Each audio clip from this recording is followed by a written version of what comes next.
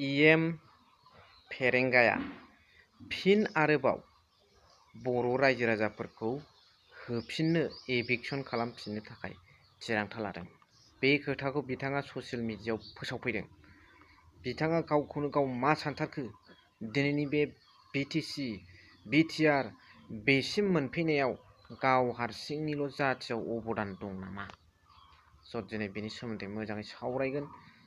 नोंथांमोननिसिम मोनसे आर'ज, अननानै भिडिअखौ जोबजासिम नायलांबानो जाबाय।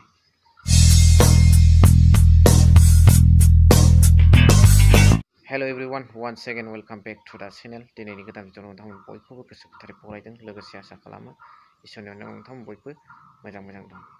ससियेल मिडियायाव बिथाङा बिपिएफ पार्टिखौ सिखावजों रुजुदों, रायजो राजाफोरखौ पुलिसजों। राजखान्थियारि राव हिसाबै बेफोर नैबे दा इलेक्सन जानो नागिरनाय समाव सोलिबाय। बेखौ बर' रायजो राजाफ्राबो नायनानै बुजिखायो, माखासे पलिटिकेल लेंगुवेजफोर बाहायलायनायखौ।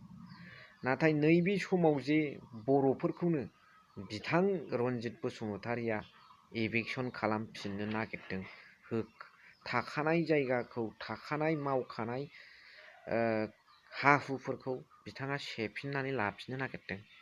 बेसो जोंनि रायजो राजाफोरनि थाखाय मोनसे सहायथावै खोथा, सहायथावै हाबाफारि। आरो बिथाङा बेबादि हाबा मावनायाव नो कमप्रमाइसनो, पावार गोनांखाय, फैसा थाखा गोनांखाय नो कमप्रमाइस। माव, बर' रायजो राजाफोरनि थाखाय नोङो एभिक्सन खालाम, जा हायो मावखानानै लाखाजोब। नाथाय सानसे नोंखौ बर' रायजो राजाफ्राबो निमाहा होनाय नङा।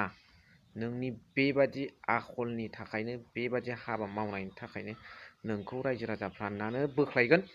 रायजो राजाफ्रानो देरहाहोखादों, रायजो राजाफ्रानो नोंखौ राजा खालामखादों। नाथाय रायजो राजाफ्रानो नोंखौ बोख्लायफिनगोन।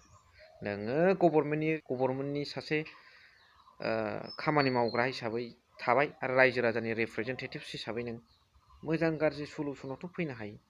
एथ' गिदिर खोथा, जाथिनि खेथ्रआव बर' हारिनि बिमा फिसा, बर' बिमाफोरनि मेगनाव मोदै खुगायाव खदै समावहाय नों नो कमप्रमाइसथ' होनजायाना। जायफोर बिथांमोना फरेस्टआव जबरदस्तियै हाग्रा दानस्रांनानै थादों, जोंनि सिगाङाव नङा दा प्रेजेन्टआवबो, बेफोरखौ हाग्रा ओनसोलफोरखौ रैखा खालामनाया नोंथांनि दायथ'। थांनाय माखासे समाव नोंथाङा खालामदोंबो, नाथाय बेनि गेजेरजों माखासे इनाय अनागार जादों। बिसोर दिनैसिमाव जास्टिस मोनाखै।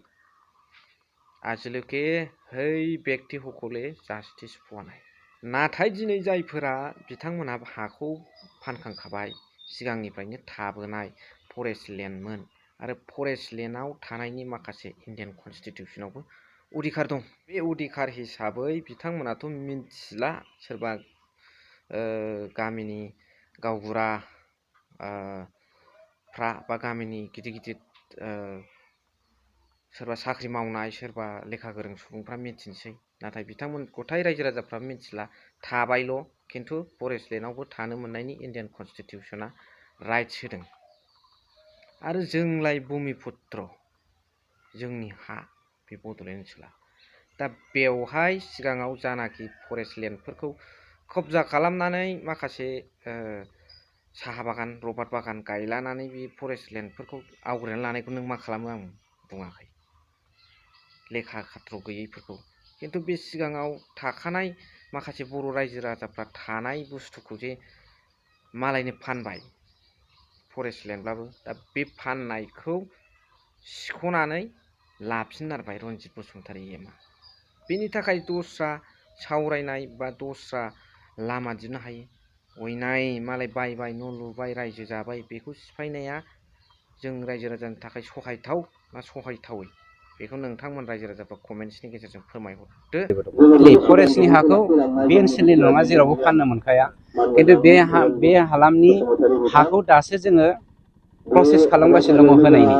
बेनि सिगांनो 2 लाख 2.5 लाख थाखानि फानगासिनो दङ। गतिके फाननो हाया, बे हाखौ जोङो फरेस्टआ सेनो थांफिनगासिनो दङ। सेनानै जोंहा कमिउनिटि लेन्डनि गोनांथि दङ स्कुल लुनांगौ हस्पिटाल लुनांगौ बायदिसिना हाट बाजार खालामनायनि खोथा थायो डेभेलप खालामनोबा जोंनो हानि गोनांथि दङ जाय दादागिरि खालामनानै हा फानदों बे हाखौ जोङो सेफिनजोबनो नागिरदों फरेस्ट डिपार्टमेन्टआ बेखौ आं अलरेडि आंनि डिपार्टमेन्टनिफ्राय अर्डार होखानाय जाबाय गनायनाय जों आइ डन्ट केयार बिथांमोना हा दानदों हाग्रा बेखौ फानदों आरो गुबुन हाग्रा सिफायदों सोरनिबा दादागिरिखौ जों सहायनो हाया आरो रावबो दादागिरिखौ जोंनि सरकारा स' भिडिअखौ एसेखिनियावनो फोजोबबाय थेंक इउ भेरि माच फर वाचिं लाभ इउ